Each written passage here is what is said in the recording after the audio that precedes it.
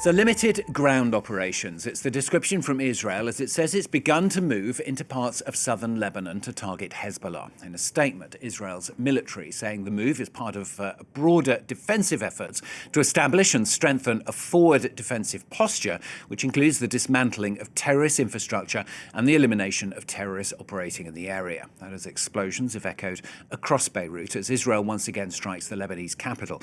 A little while ago, I spoke to our correspondent in Jerusalem, Noga Tarnopolsky.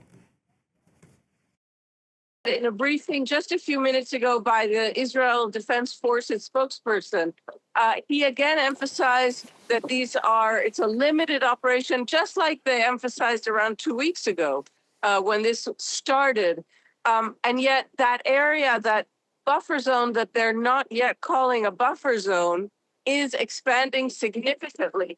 And we heard yesterday from different military sources to mostly Israeli military correspondents.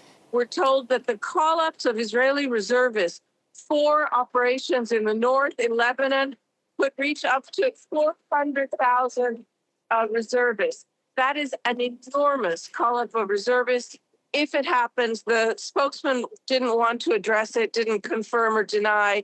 Similarly, a television channel very close to Prime Minister Netanyahu said that Israel was planning on establishing 18 permanent forward positions in this, what would be an expanded buffer zone in southern Lebanon, up from just 4 in a much narrower zone. So what we can sum up is that there are very much drums of war, drums of even some sort of a major occupation of a large buffer in southern Lebanon.